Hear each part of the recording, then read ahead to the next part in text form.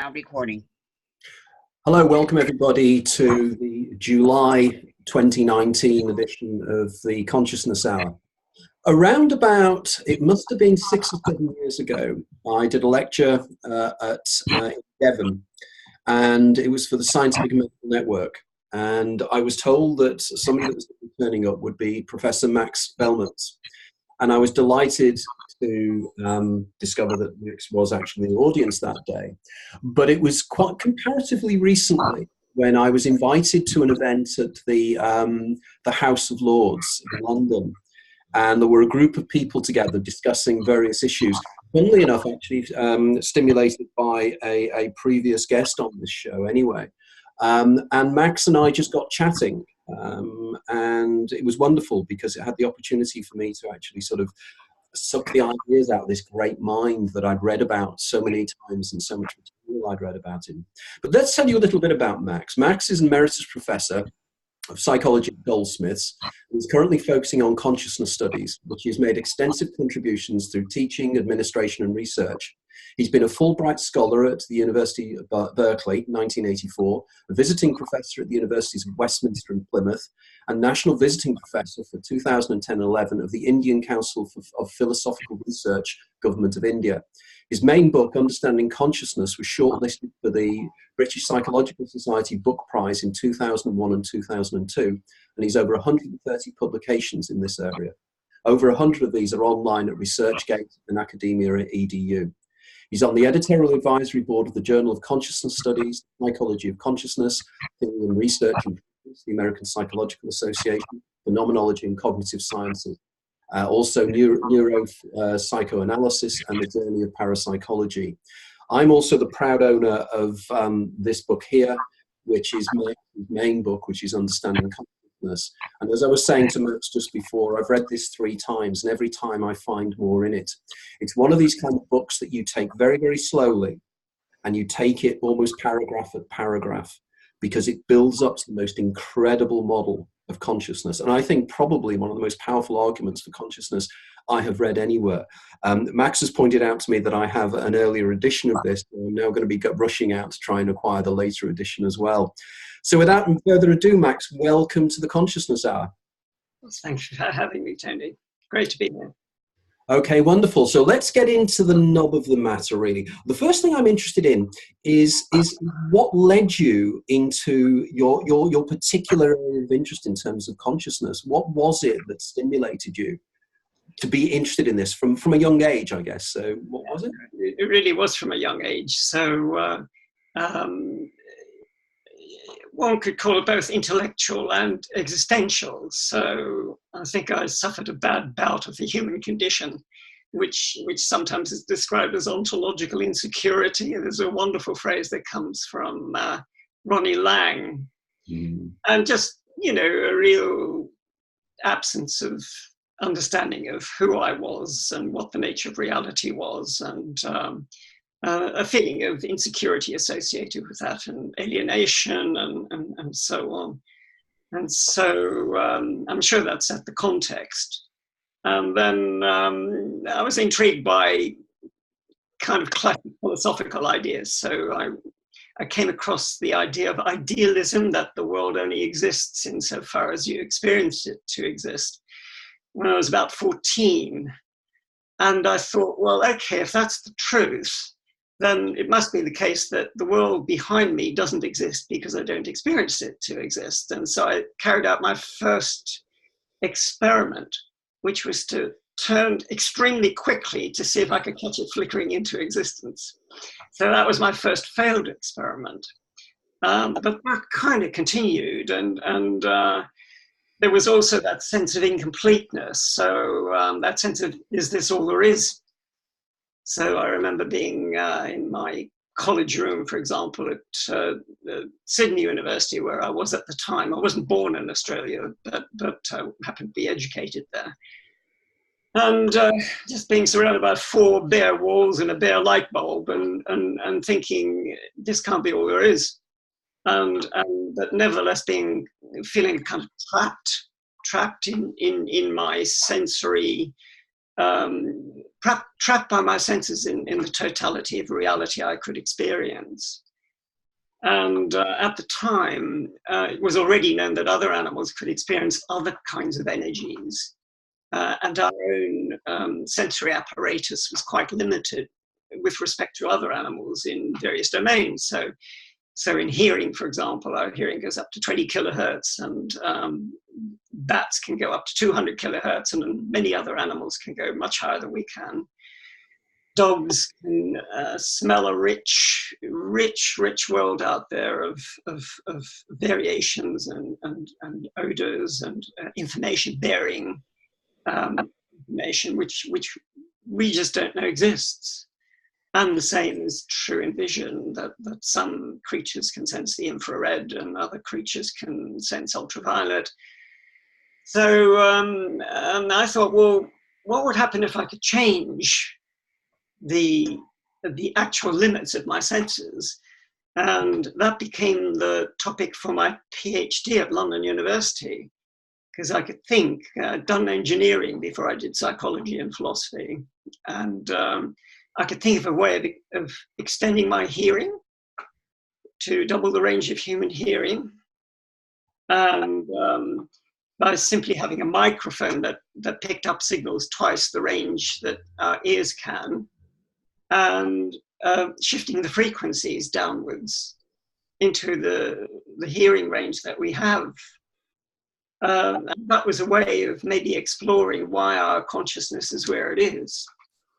But the net effect of that was too simple for me to get a PhD out of it, because the basic answer was the obvious one, which is the reason our our senses are in the ranges that they are, is because that's where the information of greatest use to human life tends to be.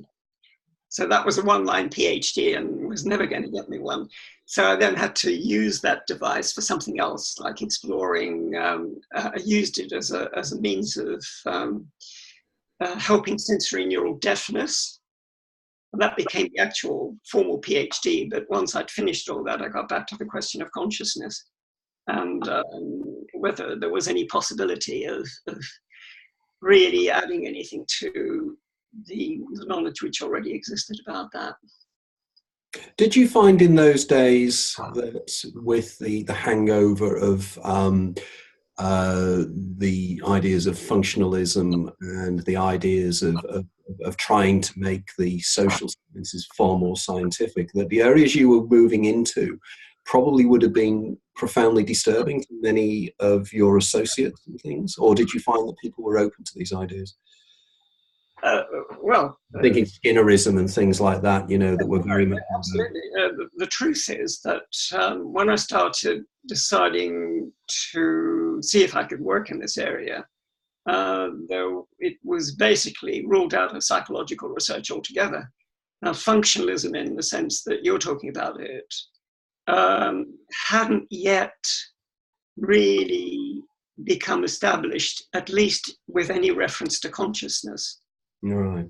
So the beginning of functionalism in cognitive psychology did begin around about 1960 odd. You know, really, it started taking off there. But the beginnings of reference to consciousness in relationship to functionalist models really only started about 1970, something like that, or 68, something like that. So it was well known in the field that focusing on consciousness was a great way not to have a decent academic career. And basically what I had to do in the early years was to pursue other areas of research as well, just to, in a way, you know, keep the wolves, you know, keep the department happy. Let's put it that way. And gradually, as I got into the area, I started teaching it. So actually, the course I did at Goldsmiths was probably the first course on psychology of consciousness of the modern kind in the UK. but then the British Psychological Society weren't really accepting that as an area yet. And so I was involved with others to actually create institutions which would help to establish consciousness as a mainstream subject in the UK. Intriguing, isn't it? It's just quite curious, as they say, you know, the old ideas don't actually get into the old ideas die with the scientists who believe in them, rather than through arguments and logic. And it's very, very sad, but it is refreshing these days that there seems to be evidence of changing. So moving on then, the billion-dollar question that has to be asked here is, what exactly is consciousness? What do we mean when we use the term consciousness? Okay, I'm going to give a short answer, and the longer answer I would give for anyone interested watching would be that I have a paper on it, which is called How to Define Consciousness – How Not to Define Consciousness. And basically what it argues is that the reason it's so difficult to define is that most people approach the definition from an already well-established theoretical vantage point. So if you're a functionist, for example, in your outlook, then almost automatically anyone trying to define consciousness working within that paradigm will actually define consciousness itself in functional terms. So, for instance, in the ability to respond in a novel way to a given situation, or in terms of the sorts of things we can do when we're conscious of something as opposed to not conscious of that thing, or simply processing it in an unconscious fashion. So because you set it up that way, the definition tends to come out that way. And so if you, for instance, if you define consciousness as take one common definition as the workings of a global workspace, you know, as in Bernard Barr's, you know, very popular theory, then you've already, because you've defined it that way, then you can look at what the global workspace does within a functioning system, as opposed to what the more modular aspects of the system do. And you just say, well, all the special functions of the global workspace are the functions of consciousness, because you've defined it that way. So my work starts in a different place. I actually want to say, look, there are all sorts of problems with functionalism, which we may or may not get back to. So for me, that doesn't work. But the bottom line for me is that if you don't define consciousness in a way that directly points to living experience, then you've kind of missed it. So when you take a word that if you talk about any word and its definition, to put it in very simple terms, the definition or the nature or the function of the word is to point in two directions. And one way it points is to the phenomena that you're labeling with the word. And that's the bit that I'm talking about there. It has to be your lived experience. And the second way that the word points is to how you then make sense of that which you're pointing to. So if you're trying to answer the question, what is consciousness? To begin with, you have to, if you like, make a distinction between the things you experience at any moment in time and the things you don't experience at that moment in time. So for you, all the things you experience at that moment in time are part of your consciousness, and all the things that exist, which you don't experience at that moment in time, are not part of your consciousness. They may be pre-conscious, they may be unconscious, or they may be non-existent, but there may be a whole range of things which exist at that moment in time, which is not part of your experience. So at that moment, it's not part of your consciousness. So that's the content, if you like. And then when you say, well, what is it? Then what you're asking about is, how does what you're pointing to relate to everything else that you know about?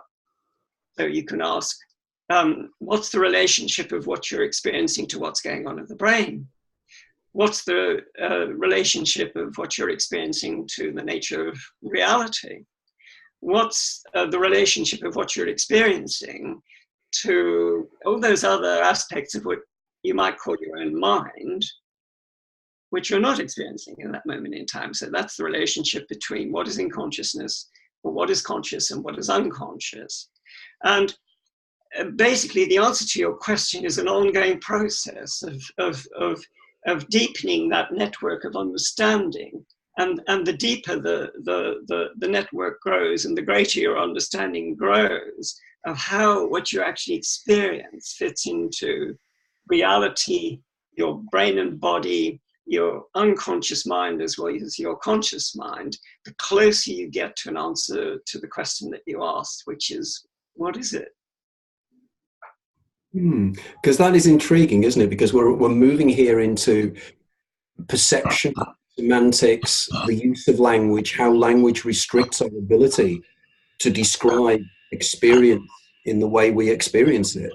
And one of the things that over the years has intrigued me is the idea of how language seems to not just create our inner world or our own structures of the inner world, but how we perceive the external world. I mean, I'm reminded many years about the Sapir-Whorf hypothesis and the idea of how with Hopi children, shape of objects depend upon, and they perceive the world in a very different way. But what we're talking about here now is our inner experience of an external world that may or may not be a proper one-to-one relationship between what my senses are giving me and what is external to the external world, and indeed what I am within that process, because I'm part of the process. I'm part of the thing that's creating it both ways.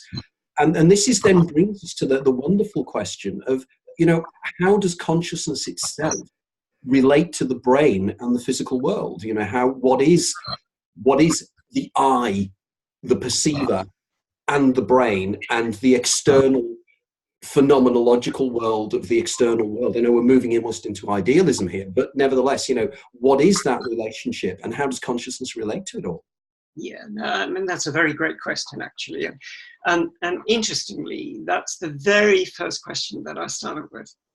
So I went through quite a period at the beginning when I thought, look, I'm really interested in consciousness. I've got a PhD, and it would be lovely to see if I could work in this area.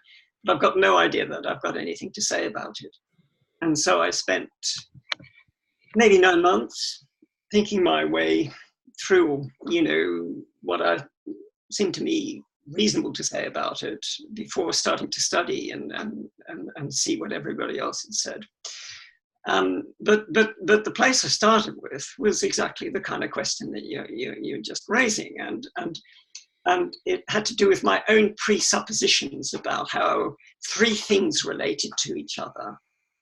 The external world on the one hand, my perceiving system and brain as a second, player in this, and my conscious experience of the external world mediated by my brain. And I thought, okay, the external world is out there in space. Here, my brain is, sitting on top of my head here, and my experiences, well, where are they? What are they? Where am I? Well, and then there were two basic positions that you could take about that question. One is to say, well, it's not really anywhere. This is the kind of Descartian, res cogitans, which has no extension or location in space. You can't pinpoint it. So maybe it's not anywhere. You might point at your head loosely, but not really be pointing at something which is properly, defined in terms of location and extension. The second basic position, which was far more common, certainly at the time that I was, working in the early days, was that it's basically something taking place in the brain. So you're still pointing, at your head, but you would expect to find it in terms of neural activation of neural states and so on. And then I thought, neither of those two descriptions actually is describing what I'm experiencing. And I was literally walking down Bromley High Street in South London when it occurred to me that my own presuppositions about the relationships between these things was deeply wrong, because it didn't describe what I was actually experiencing. And what I was actually experiencing is very easy to share, because we're all in the same boat now. So I'm, on this, over here looking at this TV screen, and your face is nodding away, and my face is no doubt nodding away if you're watching me. So there's a face out there on a screen, and a voice is seemingly coming from the direction of the face out there in the screen. And so we've got a visual experience accompanied by an auditory experience. And that's it. So my visual experience, in my case, is of a Tony out there on the screen. And I can see my hands waving about in space. And I can hear my voice, not terribly well located, but it's somewhere around me. But for you, it would be over by the screen somewhere. And actually, if I look around me and talk about the physical world, the conventional physical world that we're always taking, this is the world we're talking about when we're talking about physicalism. We're not yet talking about physics. We're talking about the world as perceived, of objects, tables, chairs, streets, mountains, skies. They're all out there in space. And there is no other experience I'm having of the physical world in my head or in my brain. So this is completely, it's a basic counter, if you like, in the whole substratum of the debate. It's a basic piece supporting the whole dualist versus reductionist controversy, which isn't based on a reality. So and then thought, well, how do I make sense of that? If I'm just being honest about the Tony I see, or describe all my visual experiences of Tony, or in your case, all your visual experiences of Max. No theory, just description. And I'd have to say, okay, there's this little face nodding away on the screen out there, and that's it. How does it get there? Well, you can use conventional science for most of it. You can say, all right, there is something out there on the screen, and light waves are being reflected off its surfaces, and these are transmitted to my photoreceptors in my eyes, and the visual system is responding in the way that we understand it to respond. And the brain is processing those signals, and ultimately, presumably, the neural correlates of once pattern recognition is operated of in my case, a Tony, but in your case, a Max, have formed in our brains. And as a result, I see a Tony out there in space, and you see a Max out there in space. And what's interesting about that is it's a reflexive process.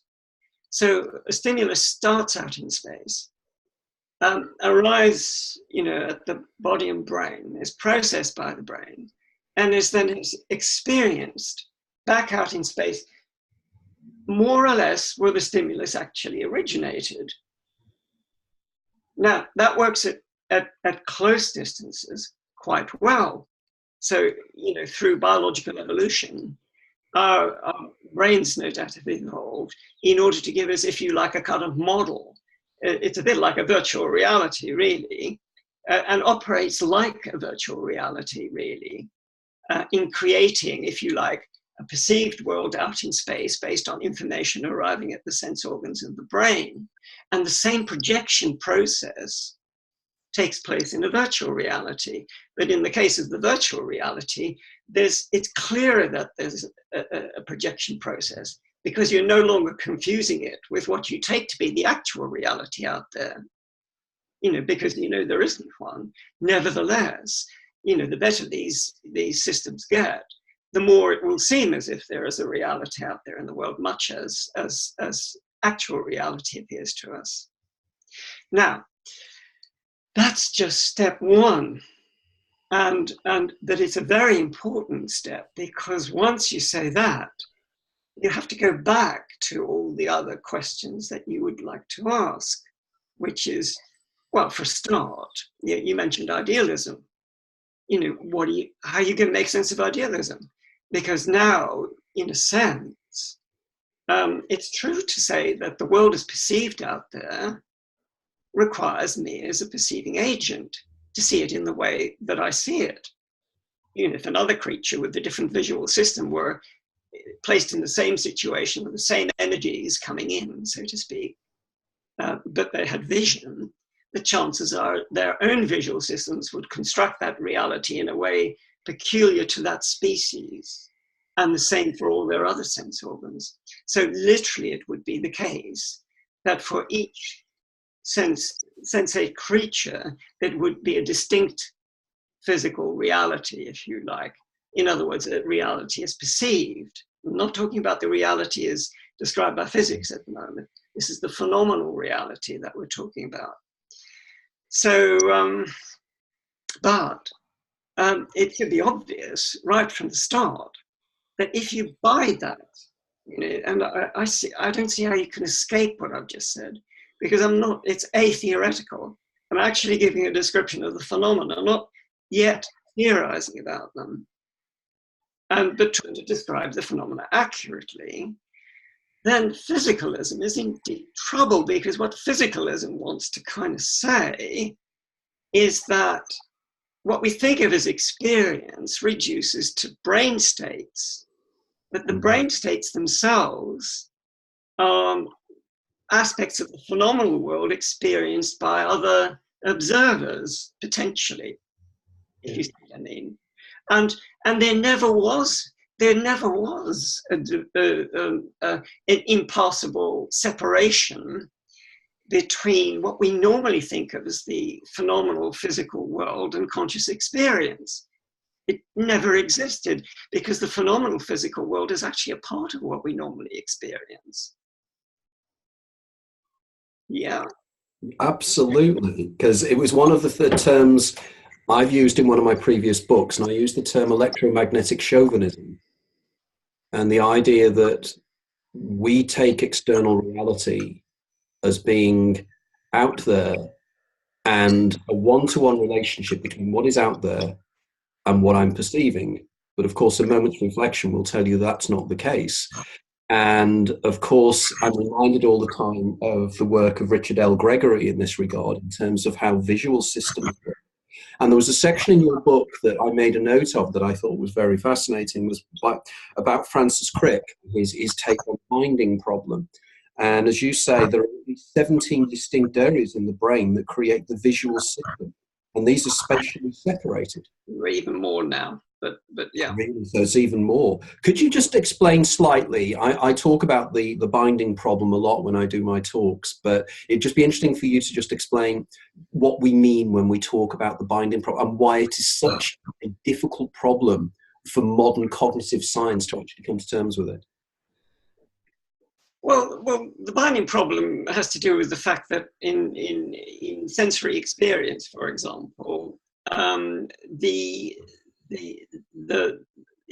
say in visual perception, that you get an initial stage of what you might call feature analysis. So you might get edge detectors, movement detectors, color detectors, shape detectors, and so on. There are a whole range of specialized cells, and these specialized cells located, you know, in the visual system, but they get activated at slightly different times, and they're actually located in different, you know, they're not in the same place. So the binding problem, simply put, is how does all this information come together again? Because, you know, when we actually have an experience, it looks coherent and organized, and we have no sense of the fact that what we actually see has already been analyzed, recognized, pattern recognition has operated in some sort of way, and the synthesis process has also taken place in some sort of way. But I wouldn't say that, you know, there are various models of binding, and, you know, for, you know, one, you know, popular one is that it has something to do with synchronous firing, for example. So that even though some of these neural systems get activated at different times and or slightly different times, you know, we're talking about milliseconds and so on, and they're in different places. Nevertheless, it's a bit like everything starts vibrating together in phase. And then if out of this complete pattern of incoherence, a certain pattern of coherence starts dominating within the system, then you know, it's a very attractive theory in many ways. That gives you, you know, an interesting potential correlate for the actual experience that you're having. You know, or it's a bit like in my book, I sometimes talk about it in terms of you know, like you're in a football crowd, you know, and people are talking all over the place, and there's nothing emerging, you know, just noise, if you like. But then they all start singing, and you know, it's the song that you know, and the rest gets dampened out, so to speak, and yeah, you know, that would be one analogy, I think, for that kind of problem. I don't think it's the kind of problem that I think, you know, it's you know, what's sometimes called the easy problems. It's not easy in the sense of, you know, literally being easy, but it is a solvable problem, I think. And the reason I'm saying that is that one theory that you find about the function of consciousness, for example, is that it's consciousness that does the binding. And that's not a theory that I can subscribe to, because and this is a completely different issue that we can get into. It's certainly one I entertained right at the beginning. In fact, it was something I entertained even before what I was talking about. You know, maybe it was something, you know, emergent from the brain that bound together, you know, the neural activities and so on. And the reason it didn't make sense to me, and still doesn't make sense to me, is that as a conscious being, I'm not aware of having a brain or of any of the details of what's going on there. So the notion that consciousness is consciously binding things together doesn't make sense to me. You know, it would have to be unconscious, and consciousness doing something unconsciously, which is kind of a contradiction in terms, if you like. And so I never went there, even though I thought, you know, I was attracted by it. And I actually thought it might be related to the brain's electromagnetic field as well. You know, I think there are interesting relationships of consciousness to the electromagnetic field, but that's not it. There was some interesting work that I'd come across a couple of years ago about the astroglial network, and the idea that it is the glial cells that seem to communicate non-locally. So there is kind of almost an EPR paradox taking place in the brain of non-locality, where the glial cells seem to communicate in that way rather than neuronal and neurochemical communications along the neurons and the synapses. And I thought that was quite intriguing. So it's sort of moving into holism, which again could be a solution. But as you say, it's Chalmers' easy problem rather than the hard problem of consciousness, as to how consciousness comes about and comes out of what is effectively inanimate matter. Now, one of the things, when you were describing what you call your reflexive model, you were discussing, an immediate image came to my mind when you were describing this. And I remember those wonderful diagrams you have in the book of the lady's head and the external world and how the processing works, is the way in which, like, I think it was a drawing that somebody was putting across about Descartes' ideas, the way in which the image is kind of projected out from the eyes. The eyes actually project outwards, which is effectively what you're saying in some way, is there's kind of a reflexiveness. I'd really like to know more about how you see that working, because it's so compelling, and it's so. I was nodding in total agreement when I was reading this, because I think, no, this makes sense to me. But can you explain what you mean by reflexiveness in more detail? Yeah, sure. One thing to keep in mind, which is kind of subtle, is that what actually forms in consciousness is an entire being in the worldview.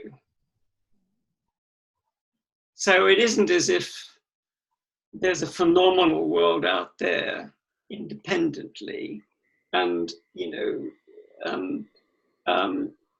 that it was never out there independently. Basically, if I examine my experience now, I have, a sense of being here where I am over here, and of you being over there, and so on. But I also have a sense of, if you like, the whole thing. So there's another kind of way of looking at it, which says, there's just this kind of field of consciousness that I experience, within which, I can make out certain distinctions. There's the bit over here that I would identify with as me, and the other bits over there, which I identify as you, and, other things out there in the world, and so on. And so, but the entire thing, if you like, is like a construction, to begin with. Now, when you actually get into the processes of, how did the construction get to be as it is, then we have to start introducing other elements. So in fact, which we haven't talked about. For instance, we mentioned idealism, and I'm not an idealist in the classical Descartesian sense. I'm an idealist about the existence of the phenomenal world, but not about the world itself, or the thing itself, or what you might call reality itself. In no way, as far as I'm concerned, does reality itself depend for its existence on my experiencing it to exist. Not at this level, at any rate, and perhaps not at any level. This is a completely different discussion, and I don't want to go down there. I want to stay with your question. So looking at things a little bit more deeply, we can say, all right, let's assume that the world as described by physics is as good a model we've got at the moment of, what the real world is like out there, or it's at least an alternative one, which gives us a reference point other than the world as we experience it. And for many purposes, it's a very useful and deep, description and reference point, even if physics isn't complete. Then you'd say, all right, we're surrounded by a sea of energy and information. And within that sea of energy information, we're a particular, collection of energy and information, embodied beings and so on. And that prior to the operation of perception, before, let's say, any conscious experience arises, as a consequence of, my being as a particular collection of information and energy, and my surrounds, which are, a wider collection of information and energies. There's information exchange between these. I'm embedded in this sea of energy and information, and I also am created in such a way that I can view it, that I have a conscious view of it. Now, how the actual projection process happens is something you can study in conventional ways. And it is studied in psychology. So that if you look at, the various processes involved in spatial perception, for example, what leads me to think that you're over there as opposed to, further to the left or at a greater distance, or, what are the processes involved in me seeing you the size that you are, as opposed to a bigger size or a smaller size. And to give you very simple examples, I mean, this is very old stuff in psychology. And in fact, this is a phenomenon, I think that was known to Descartes, that there's something called size constancy. So there's something really odd that goes on if you compare the physics of what goes on with the experience of what goes on. When, for instance, if you put your hand a foot away from your face, you can just try it, put your hand a foot away from your face, and then you look at how big it is, and then you take it to 2 feet, and you look at how big it is, and you find, okay, it's a little bit smaller as you move it to 2 feet as opposed to 1 foot. But we know from the laws of optics that the retinal projection is halved. Yeah? Yeah. But the size is hardly altered. Interesting. Yeah, and that's just one example of an entire area of research which, you know, has been of interest to psychology for quite a long time in terms of mechanisms. Yeah, it almost suggests, I'm reminded of, in one of my books, I discuss the effect that you have when somebody slams a car door in a car park. And effectively, up to a certain point, I think it's 60 meters, there's a concurrence between you seeing the door slammed and hearing it. But further away, you then see the disparity between the speed of light and the speed of sound. And there's a change between them. They're not in order. And it suggests that the human brain in some way buffers information and then presents it to consciousness as it's buffered, which would explain things like the phi phenomenon and various other things, which I always thought was really wonderful that Daniel Dennett used that in his Consciousness Explained as a way of dissing external consciousness, whereas in fact to me it intrigued me even more about the idea of how consciousness buffers information.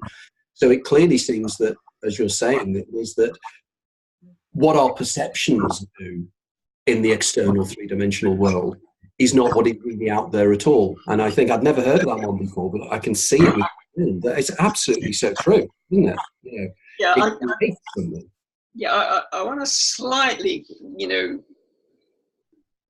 modify that a little bit. So I'm not of the extreme view that our perceptions of the world are not what's out there at all. What I'm fully, you know, paid up to is that it doesn't give you a full description of what's out there. Yeah. And that there are many other ways of perceiving what's out there. And remember that the place I started, you know, back as a teenager, was the sense of being trapped by my senses and wondering, is this all there is? I have no doubt that it isn't all there is. And in fact, conventional science, let alone any, you know, extraordinary experiences one might have, you know, make it clear that it isn't all there is. Nevertheless, you can go too far with that. So I have little doubt that my perception of what's out there is a sufficiently good representation of what's out there to work for ordinary human life. And that if it didn't work very well, then no doubt it wouldn't have evolved in the way that it did. So you know, coming back to the idealism realism thing, I believe there really is a world out there, that it really does have a structure, that structure doesn't depend on our perceiving it, that how we perceive it does depend on us as well as it. And in that sense, idealism is true. But realism is also true of, you know, the existence of you know, the ground of being, if you like, or nature, or whatever you want to call it, you know, and it doesn't depend on us. And just to underline the last little thing, one thing that always struck me, and it keeps striking me, you know, because I toy with idealism and realism, you know, quite a lot, is whenever I don't see something, I tend to whack my head against it. You know, so nature kind of impresses itself on me that, you know, don't get too caught up in, you know, oh, you know, we just change our perception and the world won't change just because we desire it to. You know, we need to find the grain of it and try and get it. It's like a balancing act, really.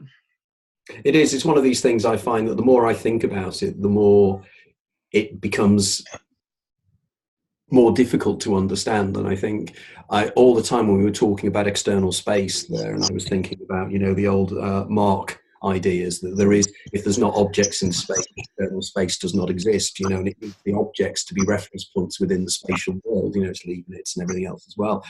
And that was intriguing. It then reminded me in your book, the section where you discuss about quantum limbs and the way in which our physicality seems to extend into the external world, even though we don't have the physicality anymore because we've lost a limb. I was wondering if you'd just touch upon that for a second, because that was a fascinating section.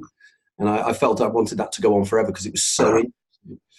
Yeah, well, I mean, that example and a whole chapter, or a lot of that chapter, and in fact, the very first paper that I wrote on consciousness, which is Consciousness, Brain, and the Physical World, back in 1990 in Philosophical Psychology, really went through all the senses and talked about this perceptual projection aspect of it, and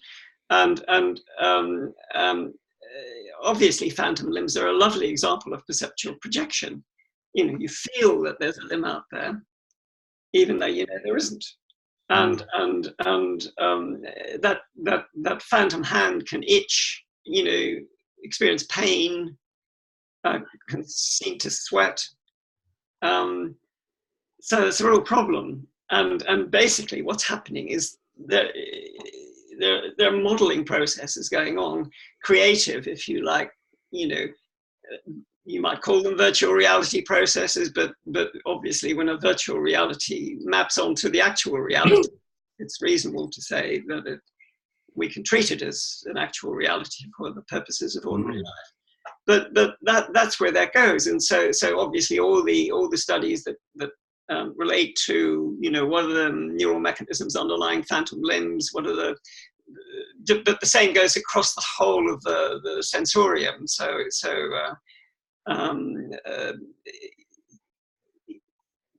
Many years ago, von Beckershay, who was interested in hearing, for example, was interested in the fact that vibrations at the eardrums, once processed by the brain, normally can be experienced as sounds out in space. And then he thought, well, I wonder if I could apply vibrations to the forearms and create the same effect. And he found that if you adjusted the frequencies of the vibrations to the forearms and the phases appropriately and intensities appropriately, you could experience the vibration as a vibration out in space. Yeah. So yeah, and there are many, you know, again, it's a whole area of exploration, and my interest in it is simply to try and underline this fact, you know, and I say the fact is of immense significance, even though we treat it as, you know, why are you talking about that? In fact, I spent years, you know, talking to people and say, well, why are you so interested in that? And the reason I was so interested in that is because once you really take that on board, you have to change the whole conceptual apparatus to do with an understanding of consciousness. And that, in the book that you've got, took me from chapter 6 to 12 to do, and in the later version from chapter 6 to chapter 14 to do. So so many questions then come up that you have to think, well, how am I going to make sense of this now? You know, if I start there, as opposed to where we normally start. And my experience all those years ago when I went, you know, I went through 9 months of thinking, this can't be right, you know, it's so different. There must be something wrong with it. I'm going to come to a dead end. I'm going to fall off some conceptual cliff somewhere and so on. And I found as I was going through this process of saying, well, if you know, I say that, what do I say about that? That I was kind of going around something that almost looked like a labyrinth. And then I finally got back to the beginning. And I thought, well, you know, whether it's right or not, at least it's self-consistent. And then I thought, well, you know, somebody else has probably, you know, laid it all out already if it you know, isn't ridiculous. And then I found no one had quite laid it out in the way that I'd gone, because it was just an original, my own exploration. But I found lots of people had, you know, thought about bits and they'd gone in different directions, you know, at certain points than I had. And then that made it work. I thought, well, there's work I can do, because, you know, I had reasons for wanting to go make my choice, and at least I could argue for them. And try and make some sort of contribution by following that sort of procedure. Well, it's so important. I mean, I find in my world that people turn around to me and say, why are you so preoccupied with these things? And I always say, because it's the most important thing. It's because all I actually know is that I'm something sensing something. And to me, my life is in order to try and understand as best I can exactly what is happening. Now, in terms of your book, I found it incredibly enlightening. As I said, it's one of the kind of books that you read, and once you read it, you think, my God, that was just incredible. And when we met, I mentioned that it reminded me slightly of the work of Eugene Halliday, who was a philosopher from the 1950s to the 1970s. But you take it that much further. You take it into these really intriguing areas. And I think what's wonderful about the book, there is all these wonderful bits of wow factor. You know, you read the book and you think, I didn't realize that. And I think that what makes a great book is a book that's not just dry, it's actually interesting and it reflects directly onto you, which leads me on to where your structures work. And all the time when I was reading it, I was reminded of Eastern philosophy and the concept of Maya and the concept of the collective illusion and everything else as well. What's your take on that? Do you think that's where you were moving to? I was also reminded in many ways of the work of David Bohm as well, you know, the idea of information and Bohm and Hiley and everything else as well. So to finish off, could you give us a little bit of background to that and your ideas on that? Yeah, I mean, to finish off is amazing. We've hardly covered anything, but I'd love to finish on something like that. Yeah. Okay. So, yeah, no, part of my journey was to realize at the end that I was moving in an Eastern direction. And it wasn't deliberate. I actually thought that I'm kind of saying things which look very much like, almost like an addendum to the Upanishads. And it really all had to do with this issue of reflexivity. So we come back to this, you know, when I was talking about, look, there's this sea of information. You know, I'm a particular collection of, you know, combination of bits and pieces and energies and, you know, whatever within that sea of information. And so I'm a kind of product of this sea. I'm still embedded in the sea in, you know, deep relationship to it. And I'm I'm configured in such a way that I have a view of it. So I'm part of it, embedded in it. And I have a view of it. And if one kind of thinks of the sea of information as a first pass, if you like, of the nature of being, you know, the ground of being, then out of the ground of being emerge these individual, you know, points of focus, you know, which are kind of collections of, you know, energies and information from that original ground of being, each of which has a unique view of the rest of both of itself and of the rest of what is.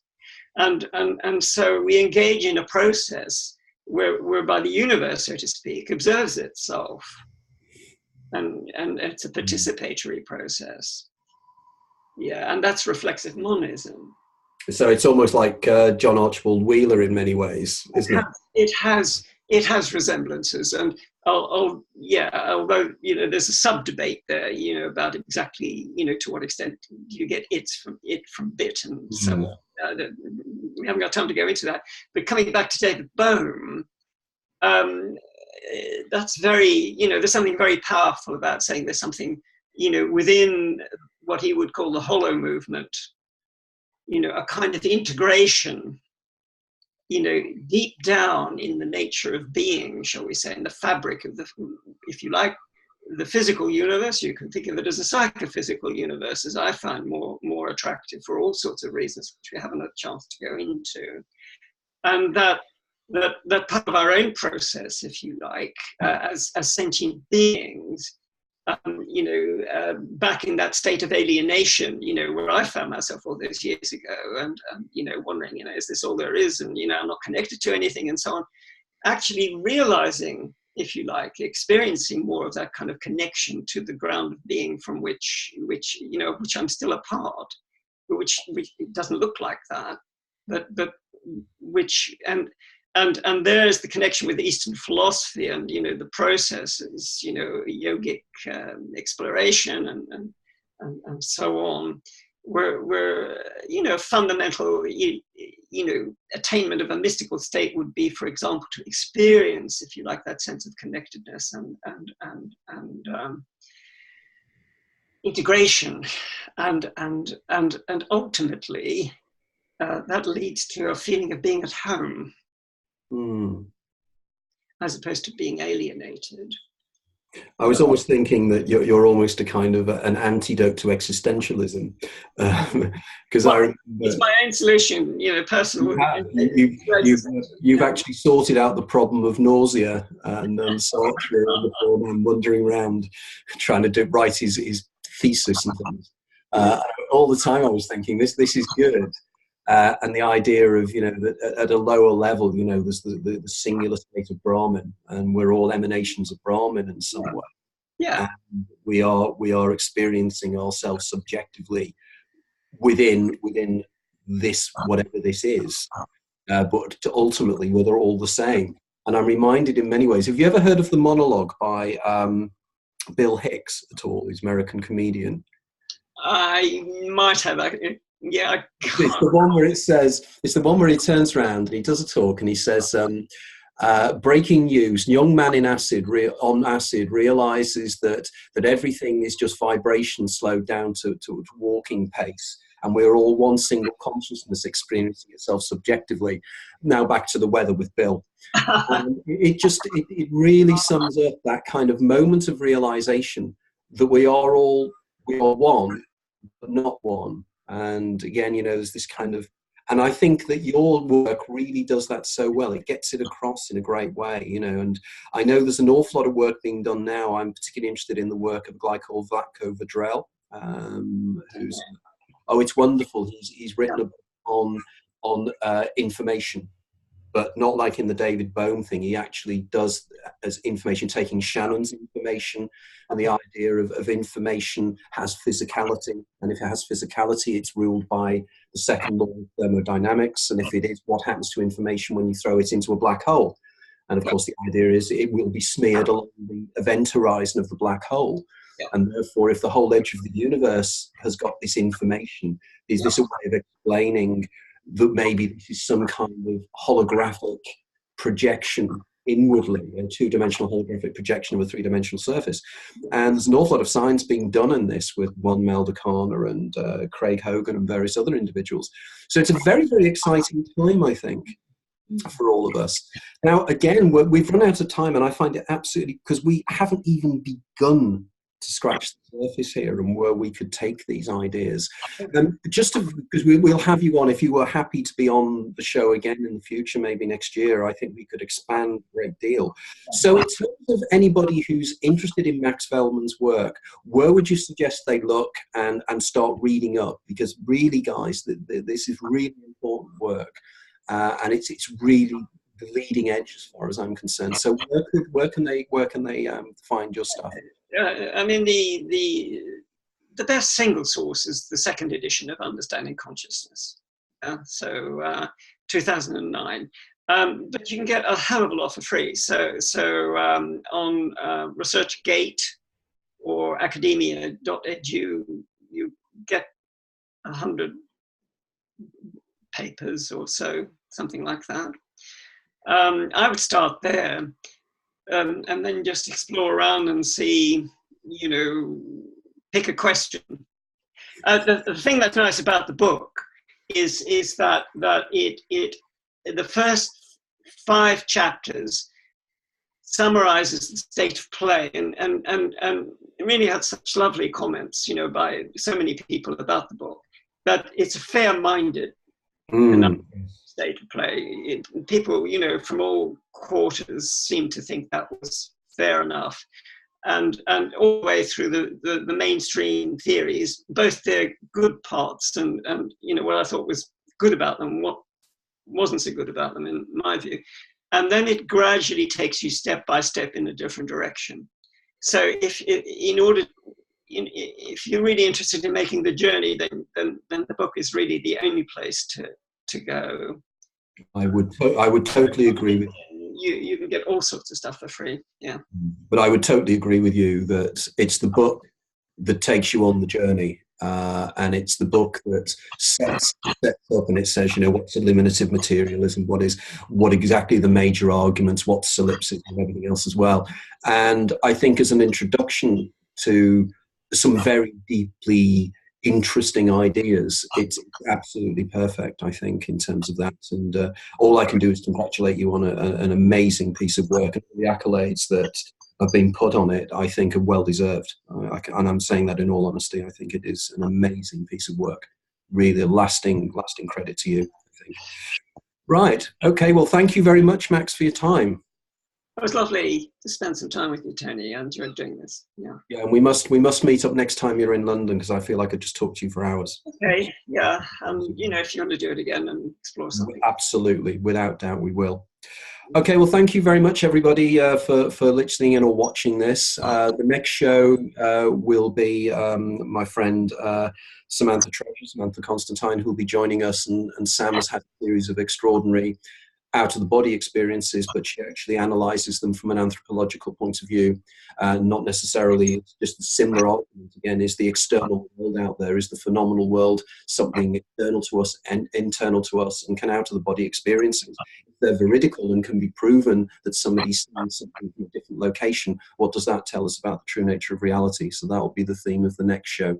So again, thank you very much, and hope you can all join us again next month. And again, thank you very much for Dia Nunes in the background there, who beavers away and makes this happen every month. I just turn up on every month on a Sunday and do this, but Dia makes it all happen as always. And without our great guests, we couldn't do this show. So thanks, Max, and thanks for everything. Okay. Bye.